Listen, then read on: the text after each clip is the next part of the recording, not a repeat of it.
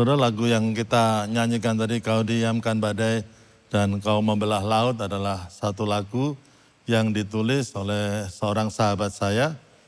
Dia tinggal di Los Angeles, di Amerika. Dan waktu itu dia habis-habisan ditipu orang, saudara.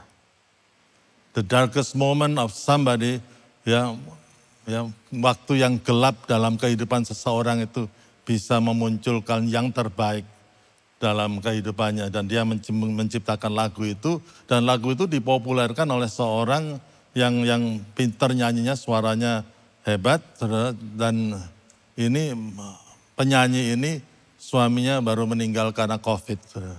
Jadi ya itulah, tapi lagunya sangat luar biasa sekali. Saudara, pagi siang hari ini saya ingin sharing kepada saudara, berbeda dengan hari-hari sebelumnya. Saya ingin sharing dari skema yang saya akan sharingkan kepada saudara. Tema renungan kita adalah sketsa kehidupan, sketsa kehidupan. Kalimat pertama yang saya ingin katakan kepada saudara, yaitu apa? You have a life.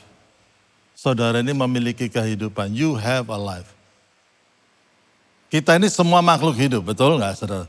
Tetapi tidak semua kita itu sadar bahwa kita ini memiliki satu kehidupan yang harus kita jalani. Dan kehidupan ini bukan milik kita, kehidupan ini milik Tuhan. Dan satu kali kehidupan ini harus dipertanggungjawabkan kepada si pemberi kehidupan, yaitu Tuhan sendiri. Saudara, sering kali dalam pengembalaan itu saya melihat begini, saudara ya. Kalau misalkan orang menikah, saudara, dan seringkali istri mendukung suami, penolong suami. Ya itu penting, saudara. Saya menikah dengan Ibu Mariani, dan setelah menikah namanya Ibu Mariani jadi Nyonya Andreas. Saudara. Ya, dialah penolong saya.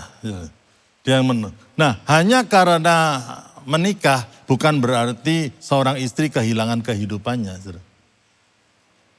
Dan seringkali begitu terjadi karena istri kehidupannya bisa terhisap habis untuk mendukung suaminya, terhisap habis untuk membesarkan anak-anaknya, dan kemudian at the end of the days, kemudian hidupnya menjadi sesuatu yang rasanya hampa dan rasanya tidak ada sesuatu yang signifikan dalam kehidupannya. Saudara, istri memang harus mendukung suaminya, tetapi suami juga harus berdiri di samping istrinya sehingga istri bisa memenuhi panggilan Tuhan dalam hidupnya. Amin, saudara. Para bapak-bapak setuju, saudara? Amin, amin. Cuman 1-2 ya, apalagi yang baru menikah yang baru ngomong amin. Ya, itu saudara. Jadi I will stand by her side, my wife's side, so that she can fulfill God's destiny in her life. Nanti soalnya kalau di kursi pengadilan Kristus kan kita harus menghadap kepada yang menciptakan kehidupan ini, kita harus mempertanggungjawabkan secara pribadi. Dan alangkah bahagianya kalau kita bisa menyelesaikan pertandingan kehidupan ini dengan luar biasa. Orang bertanya bagaimana tapi kehidupan kita ini bagaimana kalau kehidupan kita itu amburadul, kehidupan kita hancur. Nah, untungnya kita perlu punya Tuhan yang luar biasa. Ya, ada lagu yang mengatakan Thy loving kindness is better than life. Kemurahanmu lebih dari hidup. Itu artinya apa, saudara? Artinya pada waktu kehidupan itu bisa berantakan. Hidup kita bisa hancur-hancuran, saudara. Tetapi saudara, kasih setia Tuhan itu bisa membuat kehidupan kita itu bermakna kembali di hadapan Tuhan. Itu yang jadi luar biasa. Hidup ini memang kita hidup di dunia ini hidup kita bisa hancur. Iya, tapi kalau hidup kita dibawa kepada Tuhan, maka kehidupan itu bisa dipulihkan kepada Tuhan. There always a new beginning in Christ. Selalu ada permulaan baru di dalam Yesus Kristus. Amin, saudara. Ya, jadi ini yang harus kita sadari dalam Tuhan itu. Nah, saudara, dalam hati kecil kita, saudara, tentunya kita ingin kehidupan kita itu diwarnai dengan keberhasilan. Orang yang mengalami trauma, yaitu dia ingin mengakhiri kehidupannya. Betul, bisa terjadi gitu. Tapi secara general dalam kehidupan kita ini, kita ingin hidup kita itu terjadi hal yang positif. Hal yang memberkati kita. Tentunya semuanya itu. Apakah itu salah? Tidak salah. Karena Tuhan sendiri mengatakan dalam 2 Korintus 2 yang ke-14 dikatakan begini. Ayo kita baca bersama-sama 1, 2, 3. Tapi syukur bagi Allah yang dalam Kristus apa? Selalu membawa kami di jalan kemenangannya. Saya senang dengan kata selalu karena kehidupan kita bisa berantakan. Tapi kalau kita kembali kepada Kristus, Dia mampu untuk memulihkan kehidupan kita itu kepada jalan kemenangannya. Itu yang harus kita sadari dalam kehidupan kita, saudara. Tetapi saudara, kehidupan yang dipenuhi dengan hal yang positif, kehidupan yang ditandai dengan keberhasilan ini, saudara, tidak otomatis datang kepada kita. Memang Tuhan memberikan kehidupan kepada kita, tetapi bukan kehidupan yang berkemenangan. Kehidupan ini dilukiskan sebagai tanah lapang, saudara. Kalau kita tidak mengerjakan tanah itu, tidak akan keluar bunga yang indah-indah.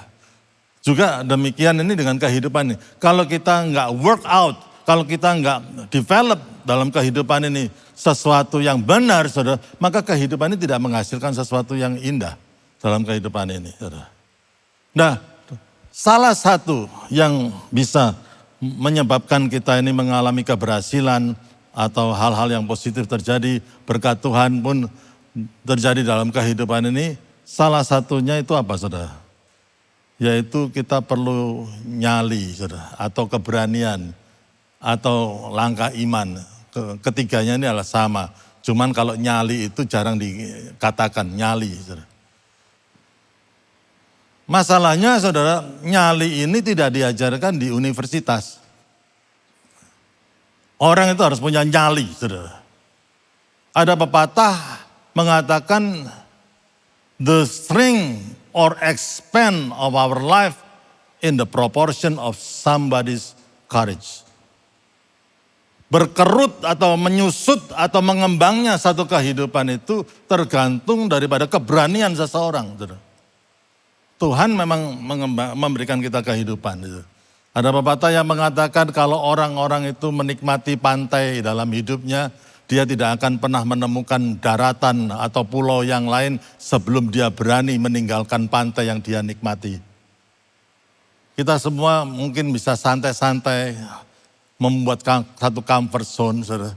Tetapi kalau kita nggak berani meninggalkan comfort zone kita, maka tidak akan ada sesuatu yang baru yang terjadi dalam kehidupan kita. Tidak otomatis, saudara. We have to work on sehingga kehidupan ini bisa berkembang menjadi meaningful dan lain sebagainya, saudara. Tadi pagi kita kedatangan seorang pianis, saudara.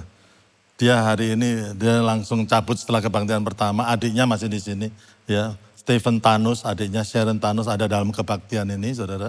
Dan siapakah Stephen Tanus itu? Dia adalah pianis buta, saudara. Tapi menjadi seorang yang menjadi pianis yang luar biasa.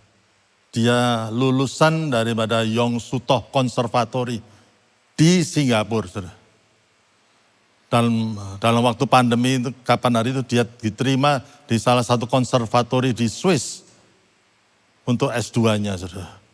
Dan dia menjadi juara 1 untuk menjadi handicap, untuk orang-orang handicap dalam World Competition for Handicap Pianis. Dia nomor 1 di Austria, orang Indonesia. Saya tanya kenapa kok bisa begitu. Dia ngomong begini, Om, biasanya orang buta jadi apa sih? Dia ngomong, tukang pijet, Om. Saya kaget waktu dia ngomong, tukang pijet. Aku gak mau jadi tukang pijet. Aku mau jadi pianis. Saudara, pada waktu saya mendengar itu, aduh. Hidupnya dibatasi dengan segala macam keterbatasan. Tapi jiwanya lepas, penuh dengan keberanian, saudara.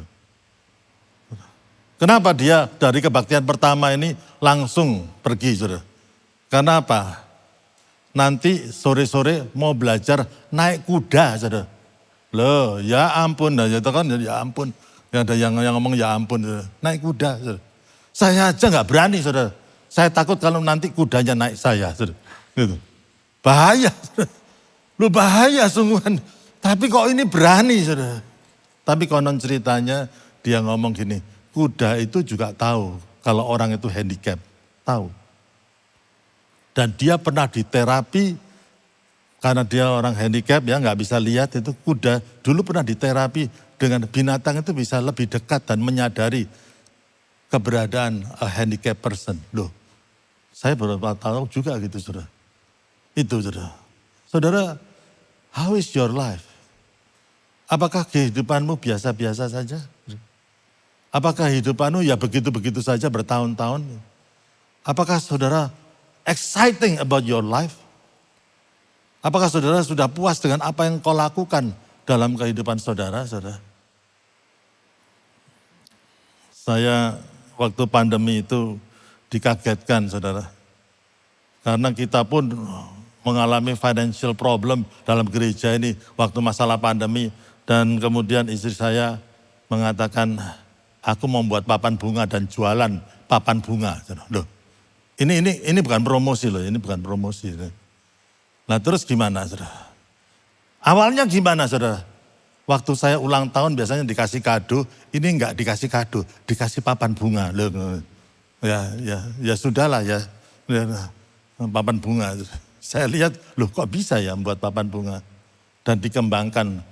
Dan akhirnya sekarang dia mahir sekali dalam membuat papan bunga. Ada Instagramnya, kalau mau tanya istri saya sendiri. Gitu. Bukan promosi. Ya, saudara, tapi saya lihat loh, kok dia bisa berkreasi dalam usia yang sudah tidak muda lagi. Tapi masih mau mengembangkan hidupnya. Kepingin belajar ini, kepingin belajar itu, kepingin belajar ini, kepingin belajar itu. Dan wah luar biasa saudara. Dia kenal Tuhan, ya. Dia kenal Tuhan, dia hidupnya berkembang karena satu dia kenal Tuhan dan yang kedua dia kenal Mbah Google. Itu yang membuat kehidupannya berkembang, saudara. Ya, jadi itu kira-kira. Nanti saya akan cerita lagi, saudara. Ya. Nah, saudara, masalah nyali ini, satu keberanian ini adalah salah satu faktor yang bisa mengembangkan kehidupan saudara, saudara. Saya kalau melihat kembali kehidupan saya itu dari awal dari pengembalaan itu kita beli tanah, kita bangun ini, bangun itu. Kalau dilihat kembali belum tentu berani loh saudara. Tapi pada saat itu Tuhan berikan keberanian saudara. The right time and the right moment saudara ya. Nah sekarang kan kita lihat nyali. Nyali itu apa sih saudara? Enggak cuma nekat aja, tapi nyali itu ada tiga elemen yang membentuk sebuah keberanian iman. Saudara. 3 hal. Satu, saudara, yaitu kita harus broad in knowledge. Ada pengetahuan itu penting, bukan berarti pengetahuan tidak penting. Pengetahuan itu penting, saudara. Amsal 19 ayat yang kedua, mari kita baca bersama-sama. 1, 2, 3. Tanpa pengetahuan, kerajinan pun tidak baik. Orang yang tergesa-gesa akan salah langkah. Saudara. Jadi pengetahuan, knowledge itu penting. Saudara. Orang karismatik kalau ngomong pengetahuan tidak penting, salah. Saudara. Kita harus mengembangkan wawasan kita. Kita harus mengembangkan dunia kita, kehidupan kita dengan pengetahuan. Saudara. Nah saudara, kita beruntung hidup dalam situasi seperti ini karena kita ada medsos kan. Ya. Seperti tadi itu. Saya katakan, temannya istri saya satunya namanya Mbah Google itu saudara. Satu kali dia tidak bisa membuka itu loh saudara. Kayak apa sih itu? Sambuk gitu loh, sambuk gitu loh. Salep sambuk gitu loh saudara. Saya berusaha bantu.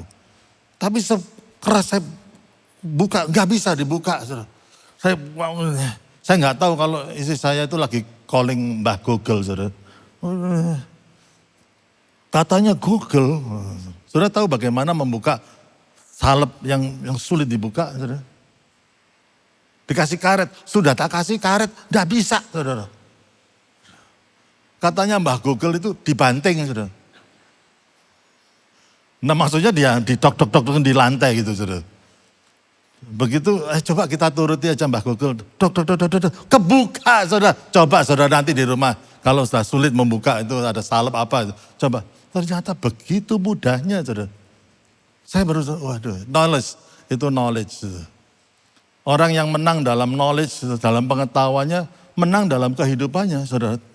Betul nggak saudara? Makin tahu, bisa makin mendapat kemenangan saudara. Orang yang jual properti, kalau tahu bahwa satu daerah itu mau di-develop, ya dibeli dulu. Saudara, dan kemudian akhirnya dijual lagi, dapat untung. Ya menang, dia lah menang. Knowledge itu penting. Tapi kalau ada orang punya nyali, tapi nggak punya knowledge atau nggak punya pengetahuan, itu namanya bonek. Saudara. Bondo nekat. Saudara. Itu saudara. Nggak akan kemana-mana karena nggak punya knowledge. Saudara. Kita dipanggil oleh Tuhan itu untuk terus belajar, dan terus belajar, dan terus belajar. Amin, saudara. Ini penting sekali. Nah, satu kali saya ditanyain sama jemaat, saudara. Orang Kristen boleh main saham enggak? Menurut saudara bagaimana, saudara? Boleh main saham enggak? Siapa yang mengatakan boleh angkat tangan, saudara? Ya, biasanya yang angkat tangan itu yang main saham, saudara. Yang tidak angkat tangan tidak main saham, takut saudara. Ya, jadi, nah gini saudara, ada hal yang tidak bisa dijawab yes and no, tidak bisa saudara. Tidak bisa saudara. Tapi salah benarnya itu tergantung. Tergantung dari apa? Knowledge yang dia punyai saudara. Kalau pengetahuannya di bursa saham itu tinggi saudara, maka apa? Nilai investasinya akan tinggi saudara. Tapi kalau dia tidak punya knowledge, hanya bondo nekat, tidak punya pengetahuan tentang di bursa saham, maka nilai spekulasinya yang akan meningkat. Nah itu yang bahaya. Itu yang akan menghancurkan orang. Saudara. Nggak tahu apa-apa tapi nekat. Saudara. Oh katanya orang main saham itu cepat kaya. Oh coba, bablas saudara, tambah habis saudara.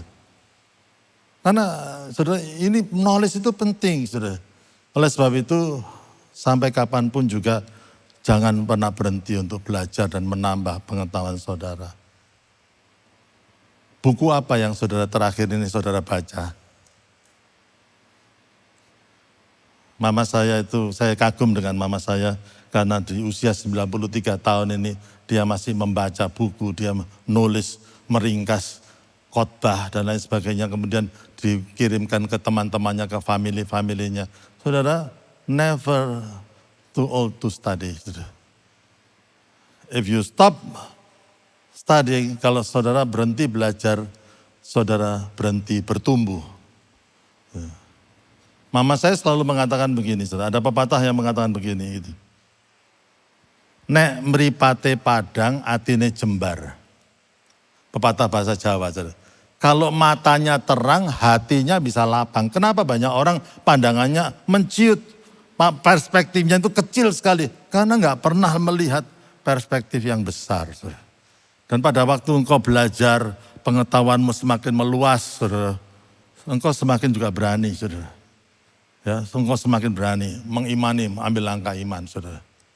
Ya, banyak orang berani beriman untuk orang yang lain, tapi untuk iman untuk diri sendiri takut. Bu, percaya enggak kalau anak-anaknya ibu akan dipakai Tuhan secara luar biasa? Percaya Pak Andreas, percaya.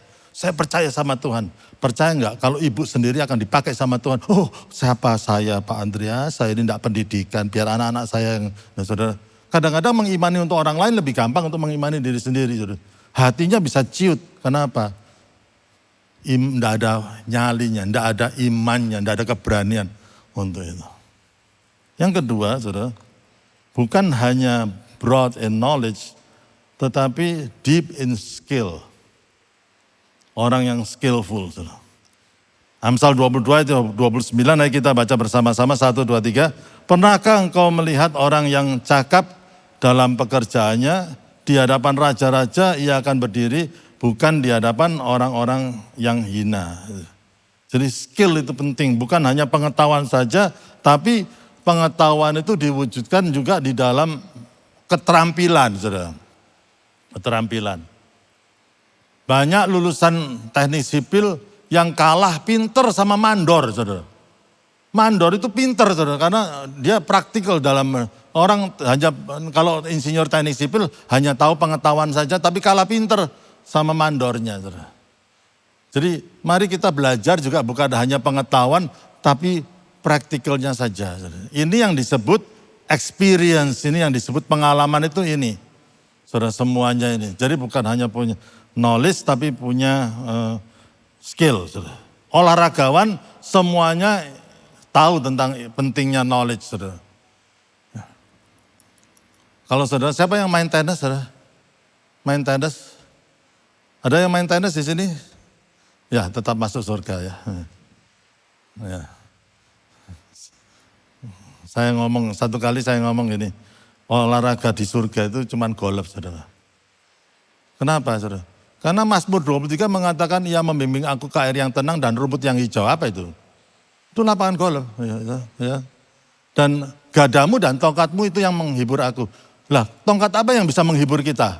Kalau bukan tongkat golf. Loh, ya kan?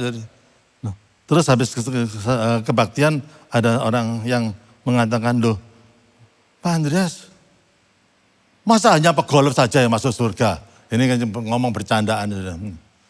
Saya enggak golf loh. Apa saya enggak masuk surga? Saya ini main tenis loh. Oh ya kamu tetap masuk surga. Loh tapi kan katanya Pak Andreas tadi hanya pegolf yang masuk surga. Ya kamu masuk surga. Kok bisa? Kamu jadi kediku. ini jangan dimasukkan hati ini. Ya, ini hanya cuman sekedar jokes ya jadi. Sampai mana tadi khotbah saya jadi? Ya. Saudara, kenapa orang yang ini saya pakai pegolf aja ya saudara. Kenapa ada driving range? Orang itu punya pengetahuan. Saudara membaca buku tentang golf bukan berarti jadi pegolf yang hebat. Sebelum saudara belajar sampai ke skill, masuk ke dalam skill. Di driving range-nya itulah you make knowledge become muscle. Dari pengetahuan menjadi otot, terprogram dalam otot saudara. Akhirnya skillful dalam memainkan apapun olahraganya. Saudara, itu saudara. Jadi dua hal inilah penting untuk membentuk satu yang disebut nyali, keberanian itu saudara. Tapi pertanyaannya banyak orang pinter, saudara, intelligence, pengetahuannya banyak, skillnya juga luar biasa, tapi nggak berani. Ada nggak? Ada orang yang begitu, nggak berani. Kurang satu elemennya. 3 elemen, saudara. Elemen yang ketiga apa? Kira-kira apa, saudara? Karena yang membentuk nyali itu ada yang satu ini adalah purpose in life. Tujuan hidup, saudara. Ya. Filipi 3 ayat 14, mari kita baca bersama-sama 1, 2, 3. Dan berlari-lari kepada tujuan untuk memperoleh hadiah yaitu panggilan surgawi. Oh, saya tahu saudara belum makan kan, jadi kita lebih semangat lagi. Nanti habis ini kita makan sama-sama. 1, 2, 3. Dan berlari-lari kepada tujuan untuk memperoleh hadiah yaitu panggilan surgawi dari Allah dalam Kristus Yesus. Kata-kata ini ditulis oleh Rasul Paulus bukan pada waktu dia lagi santai di pantai, tetapi ditulis oleh Rasul Paulus pada waktu dia di penjara di kota Filipi. Sebelum masa dia mau meninggal, jadi itu masa-masa terakhir dalam pelayanannya. Dia dibelenggu, kakinya dibelenggu, tapi dia nulisnya, aku berlari-lari kepada tujuan. Loh, lari aja nggak bisa karena kakinya dibelenggu. Artinya apa? Fisiknya dibelenggu, tapi jiwanya lepas, merdeka. Dia berani mengimpikan apa saja. Masalahnya banyak orang yang fisiknya bebas, merdeka, tapi jiwanya yang terbelenggu. Sehingga tidak berani bermimpi, sehingga tidak berani melakukan langkah-langkah iman. Saudara, kalau tidak ada langkah iman, tidak ada ceritanya di Alkitab Petrus berjalan di atas air. Nah untuk Petrus berjalan di atas air itu saudara, dia bilang, kalau memang engkau itu Yesus, suruhlah aku berjalan di atas air, datanglah. Saudara. Kalau kita gimana? Kalau bilang ini dalam perahu loh saudara, ada ombak yang besar dan itu ada Tuhan Yesus, datanglah. Kalau kita bagaimana? Kita keluar dari perahu, kita ngetes. Loh Tuhan, ini air loh Tuhan, kok enggak jadi keras ya? Ini kan gitu saudara. Tapi Petrus enggak, datanglah, dia lompat dari perahu aja, dia jalan. All he has to do is walk. Tapi masalah berjalan di atas air itu bukan masalahnya dia, itu masalahnya Tuhan. Pada waktu dia memberanikan, punya keberanian iman untuk melangkahkan kakinya di air itu, maka mujizat terjadi. Saudara, apa yang sedang engkau inginkan sungguh-sungguh? Saudara ingin mendambakan apa dalam kehidupan saudara? Mari kita lihat kehidupan Daud, sketsa kehidupan Daud dalam kehidupannya. Dari prinsip ini, nyali ini, sampai dia mengalami satu keberhasilan dalam mengalahkan Goliat, sampai dia bisa menjadi raja. Dia itu mengawali dirinya sebagai penggembala domba, saudara. Dan kemudian kok bisa dia itu jadi raja? Karena dia punya keberanian. Dan inilah pengetahuan, saudara. Kalau kita lihat, pertama dia punya pengetahuan. Walaupun dia penggembala domba, dia ngomong sama Raja Saul, hambamu ini mengembalakan kambing domba. Tahu secara pengetahuan. Apabila datang singa atau beruang, dikatakan yang menerkam salah satu domba dari kawanannya, maka aku akan mengejarnya, menghajarnya, dan melepaskan domba itu dari mulutnya. Wow, nyalinya luar biasa ya. Dan itu dia tahu lapangan penggembalaannya. Dia tahu di mana ada padang gurun yang ada rumput hijau, itu ada untuk makanan dari domba-dombanya. Dia tahu daerah ini bahaya atau aman atau tidak. Dan dia tahu, tapi kalau memang ada padang rumput tapi di situ ada beruangnya, dia perlu waspas dan lain sebagainya. Dia mestinya tahu bagaimana menghadapi beruang dan pengetahuannya luas. Saudara. Tapi pengetahuannya itu tidak didasari, bukan didasari out of nothing, tapi didasari dengan skillnya itu, saudara. Satu keahliannya itu, saudara. Yaitu apa? Salah satu keahliannya itu, yaitu mengali-ali, mengumban. Ternyata di Israel itu ada satu suku yang hebat dalam mengumban. Hakim-Hakim 20 ayat yang ke-16, mari kita baca bersama-sama Hakim-Hakim 20:16. Dari segala laskar ini ada, 700 orang pilihan yang kidal dan setiap orang dari mereka dapat mengumban dengan tidak pernah meleset sampai sehelai rambut pun. Can you imagine that? Saudara bisa tahu betapa ratusan batu mungkin yang harus dia latih. Sampai tidak meleset sehelai rambut pun. Jadi pada waktu melawan Goliat, dia bukan punya nyali aja tanpa skill, punya nyali aja tanpa pengetahuan, saudara. Dia lawannya sama ahli-ahli aja. Dan yang diarah memang apa, saudara? Dahinya Goliat. Dan dia punya tujuan hidup karena Nabi Samuel mendatangi dia dan dia diurapi. Dan dia tahu bahwa dia telah dipilih Tuhan untuk menjadi raja atas Israel. Wow, saudara. Punya tujuan hidup tapi punya skill juga. Saudara. Saudara, kalau saudara tidak punya skill jangan lawan Goliat, saudara. Bisa habis, saudara. Tapi Daud luar biasa. Dan kita tahu semuanya. Dia kalahkan Goliat.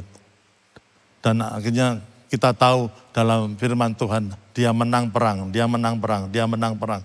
Dia pejuang, prajurit yang luar biasa juga. Dari penggembala domba dilatih kecil-kecil melawan beruang, singa, sampai mengalahkan Goliat, mengalahkan musuh-musuh yang lain. Akhirnya dia menjadi raja atas Israel. Saudara begini ya saudara ya, tidak ada pidato seorang presiden yang mengatakan begini, Bapak Ibu semuanya yang saya sayangi, terima kasih untuk dukungan saudara untuk jadi presiden.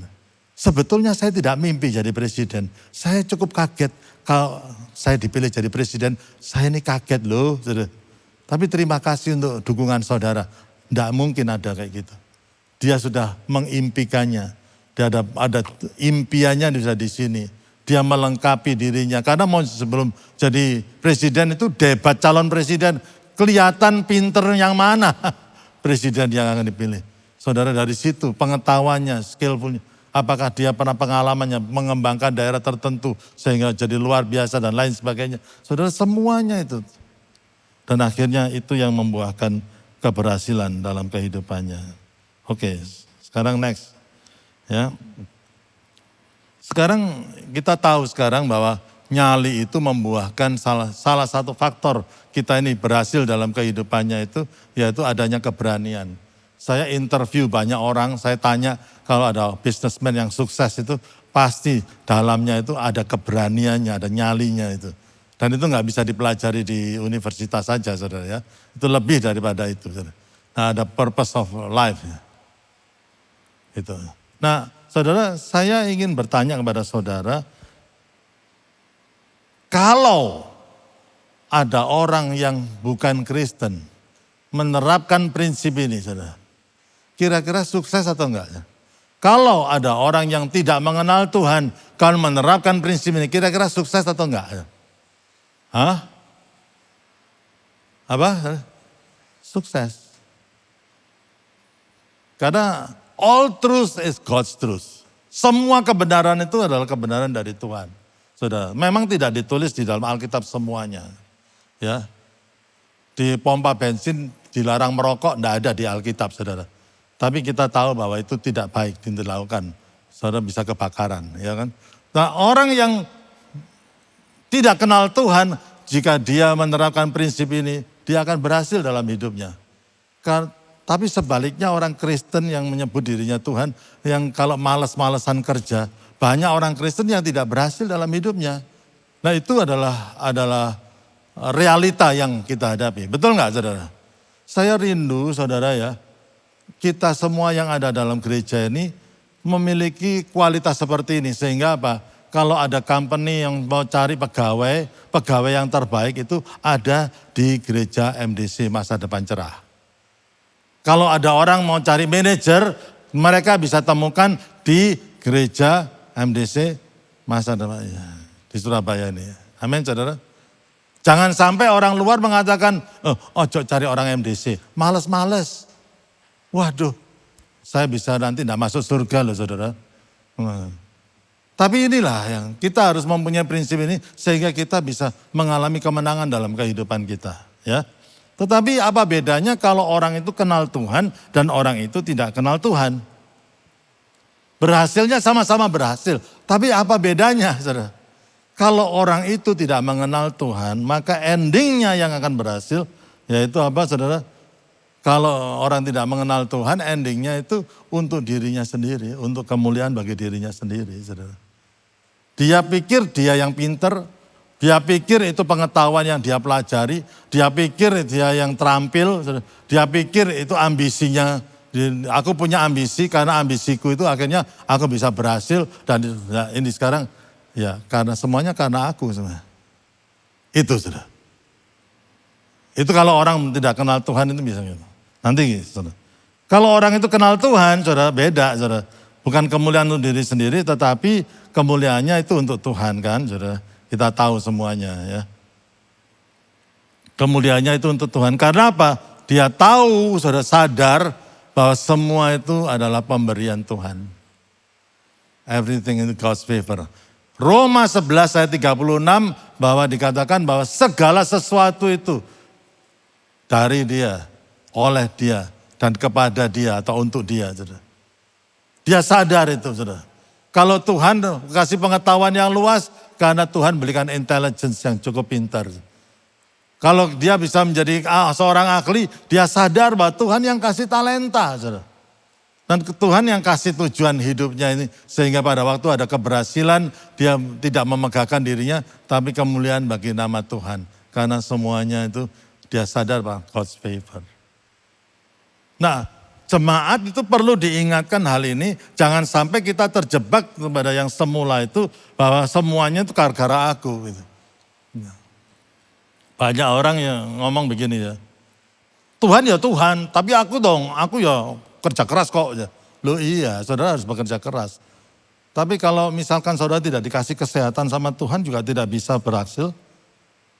Kalau kita lihat dari perspektif itu, perspektif kekristenan itu bahwa semuanya itu dari Tuhan, oleh Tuhan, dan kepada atau untuk kemuliaan nama Tuhan. Saudara, ini hal yang sangat penting yang jangan sampai sketsa kehidupan ini jangan sampai lepas dari saudara. Kalau saudara sukses, saudara bisa mengatakan semuanya untuk kemuliaan nama Tuhan. Apakah saya terlalu cepat? Saya harap saudara mengerti ini. Jadi saudara kita sekarang bisa melihat bahwa ada dua kemungkinan kalau orang itu sukses. Satu untuk kemuliaan diri sendiri dan satu untuk kemuliaan nama Tuhan. Ya. Memang orang itu punya nyali, yes. Ya, tapi jangan sampai kita terjebak dengan pada diri sendiri ini. Nah, di dalam Alkitab ini, kalau kita lihat terjebak kepada diri sendiri ini kita terjebak dengan istilah namanya ownership. Seakan-akan kita yang memiliki semuanya. Kita memiliki pengetahuan, kita memiliki keahlian, kita memiliki ambisi. Akhirnya kita sukses dan aku jadi rajanya, aku yang paling hebat. I own everything, aku yang memiliki semuanya. Nah ini yang ini bahaya ini karena ini adalah dasar daripada kesombongan. Dan kesombongan itu yang akan menghancurkan kita. Nah yang atas itu yang disebut di Alkitab sebagai stewardship. Jadi orang yang bisa dipercaya, hamba yang bisa dipercaya. Seorang steward tidak menganggap bahwa ini adalah miliknya. Tidak menganggap ini adalah miliknya. Saudara tahu nggak bahwa anak-anak yang kau miliki itu bukan milikmu sendiri? Itu pemberian Tuhan. Itu anaknya Tuhan yang dititipkan ke kamu. Saudara tahu nggak bahwa istri yang diberikan Tuhan kepada itu bukan istrimu milikmu sendiri atau suamimu sendiri. Itu pemberian Tuhan bagi hidupmu. Satu kali nanti diminta. Kita ini tidak bisa predikat owner itu. Owner kita ini tidak bisa memiliki predikat kita ini pemilik. Saudara. Karena segala sesuatu yang kita ada pada kita itu tidak kita bawa selama-lamanya dengan kita.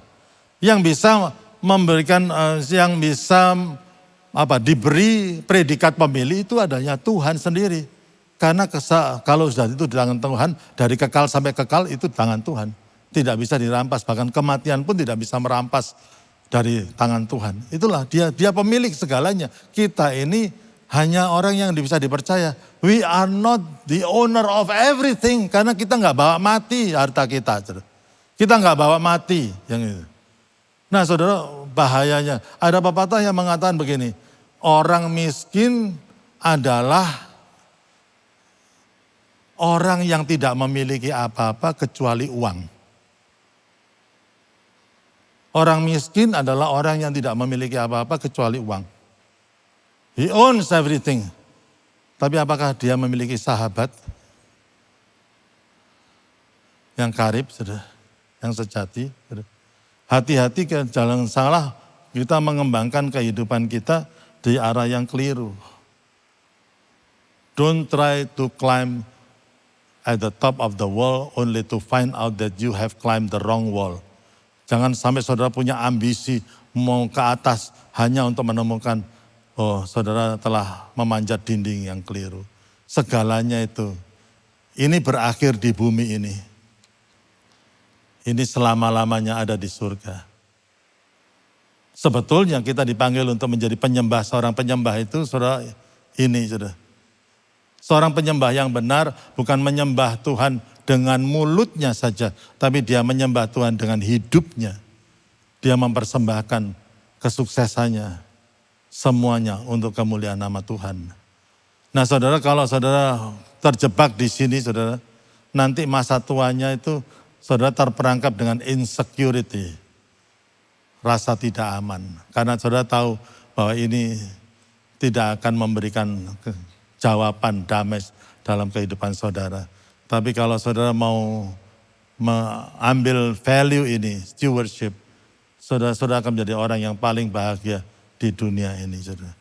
Karena saudara this world is not our home. Dunia ini bukanlah rumah kita itu ada di dalam surga. Amin, saudara. Itu yang paling penting. Mari kita selaraskan skema hidup kita dengan yang benar, sehingga satu kali kita menjadi steward atau orang kepercayaan. Ya, dengan akhirnya final welcome. Matius 25 ayat 21. Kita baca bersama-sama. 1, 2, 3. Maka kata tuannya itu kepadanya, baik sekali perbuatanmu, hai hambaku yang baik dan setia. Engkau telah setia dalam perkara kecil, aku akan memberikan kepadamu tanggung jawab dalam perkara besar. Masuklah dan turutlah dalam kebahagiaan Tuhanmu.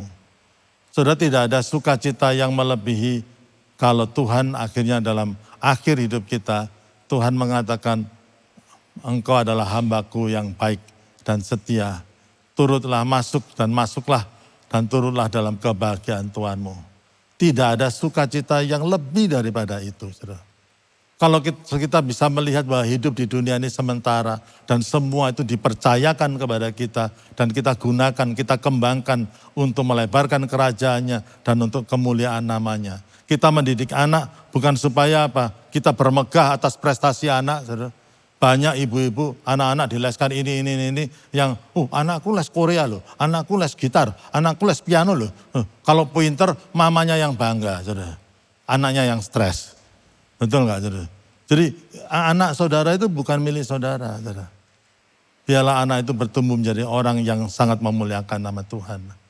Dan kalau itu terjadi, tidak ada kebahagiaan selain kita bisa mendengar suara Tuhan.